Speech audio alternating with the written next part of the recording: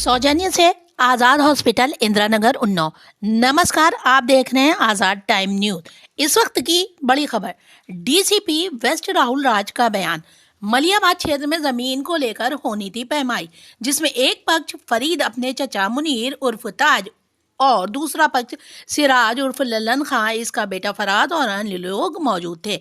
लेकिन वहां पर विवाद के चलते नहीं हो पाई पैमाई, जिसके बाद फरीद चाचा मुनीर और अन्य अपने लोगों के साथ घर वापस आ गए, मोहम्मद नगर पहुंच गए। इसके फौरन बाद थार गाड़ी से सिराज अहमद उर्फ लल्लन अपने बेटे फराज अहमद के साथ फरीद के घर पहुंचा। यहां पर विवाद के बाद सिराज उर्फ लल्लन खां उसके बेटे फराज ने अपनी लाइसेंसी राइफल से पहले बेटे हंजला खां को गोली मारी। इसके बाद मुनीर और फरीन को गोली मारकर हत्या कर दी। बाद में ये लोग फरार हो गए। इनकी थार गाड़ी और राइफल को सुनसान इलाके से किया बरामद पुलिस ने। आरोपी उत्तराखंड के रास्ते नेपाल भागने की फिराक में थे। नेपाल बॉर्डर पर पुलिस लगाई गई, एयरपोर्ट पर पुलिस लगाई गई। ये दोनों आरोपी मुरादाबाद के लिए निकल गए। घटना में 5 टीम, जिसमें एसएचओ दुबग्गा अभिनव वर्मा सहित मलियाबाद काकोरी सर्विलांस टीम व अन्य को लगाया गया। पुलिस दबाव के चलते ये लखनऊ में कोर्ट में सरेंडर की फिराक में थे। इन दोनों सिराज उर्फ लल्लन खां बेटे फराज को दुबग्गा तिराहे से गिरफ्तार किया गया। इनके ड्राइवर अशरफी को भी गिरफ्तार किया गया। मृतक फरीन आरोपी सिराज उर्फ लल्लन की भतीजी थी। ये आपस में रिश्तेदार हैं। गैंगस्टर और एनएसए के तहत इनके खिलाफ कार्रवाई की जाएगी।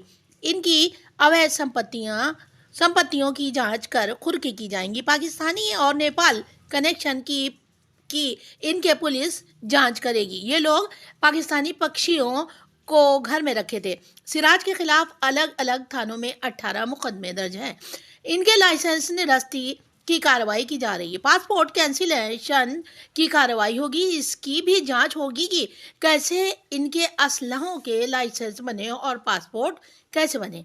लेखपाल ने पुलिस को सूचना पैमाइश को लेकर नहीं दी थी। आजाद टाइम्स न्यूज ब्यूरो नाकेबंदी कर और पीछा भी कर रही थी, फॉलो कर रही थी। आज सुबह दुबग्गा तिराहे पर 5:30 बजे इनको गिरफ्तार कर लिया गया। दोनों अभियुक्त सिराज और फराज को गिरफ्तार दुबग्गा तिराहे से किया गया।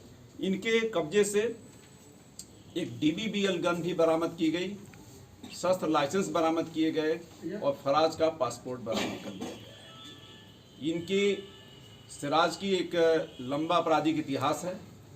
ये थाना मलियाबाद का हिस्ट्री सीटर भी है। 17 मुकदमे हैं, 17-18 मुकदमे हैं इस पर। तो हम लोगों ने इसके शस्त्र के निलंबन के लिए रिपोर्ट भी दे दी है। ये हमारी पुलिस टीम द्वारा पूरी घटनाक्रम का जो है 36 घंटे के अंदर जो है ये कार्रवाई की गई है। दोनों पिता पुत्र की सर गिरफ्तार दे रहा है इनको या डराने धमकाने आए थे? जी, ये जब आए थे तो मूलतः क्या है कि जिनकी हत्या हुई है और जो अभियुक्तगण हैं, ये दोनों आपस में रिश्तेदार हैं। जो मरी है फरीद की पत्नी, वो सिराज की सगी भांजी है, सगी भतीजी है। तो ये सगे रिश्तेदार भी हैं। लेकिन इनके बीच में बरसों से मनमुटाव था, ये आपसी विवाद था इनके बीच में, पहले से चल रहा था। और ये जमीन का मसला एक अलग से इनका आ गया, जिसमें कि इनका कब्जा था सिराज का, और ये नहीं चाहता था कि इसमें कोई पैमाइश हो। लेकिन चूंकि पैमाइश हो रही थी और फरीद भी एक संयुक्त खातेदार थे, ये भी मौजूद थे, तो इनको ये लगा कि फरीद के द्वारा जो है जानबूझ करके ये पैमाइश कराई जा रही है। और उस चक्कर में इन्होंने जो है यहाँ मौके पर विवाद किया और मौके पर भी हुआ। और जहाँ घटनास्थल जहाँ पर हत्या हुई है, वहाँ घर के अंदर घुसकर भी वहाँ पर आपस में, चूंकि रिश्तेदार भी थे, घुसकर भी वहाँ विवाद किए। विवाद के दौरान काफी जब गर्मा गर्मी हुई तो इन्होंने बंदूक राइफल निकाल करके गोली चला दी।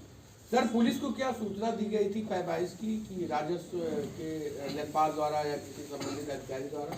जी, इसमें पुलिस के पास कोई सूचना नहीं थी। पुलिस को कोई सूचना नहीं थी।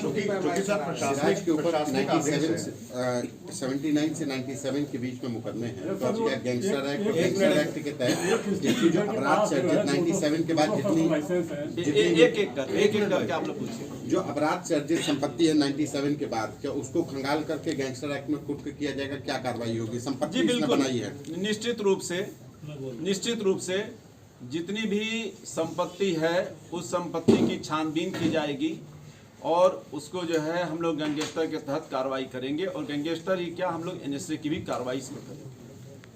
पूर्व में जो अधिकारियों की अनुकंपा प्राप्त करके इन्होंने लाइसेंस तो तमाम चीजें हथियाई है उसको नहीं, वो चीज़ें मैंने बता दिया कि हम पूरी चीज़ों की जांच कर रहे हैं। अभी तो हम गिरफ्तारी किए हैं इनकी, अब इनके हम सारे जो है डिटेल्स की जो है छानबीन करेंगे।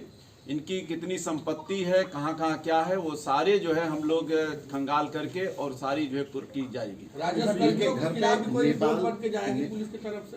जी, राजस्व कर्मियों के खिलाफ कोई रिपोर्ट बन के जाएगी पुलिस की तरफ से? ये राजस्व विभाग बता पाएगा।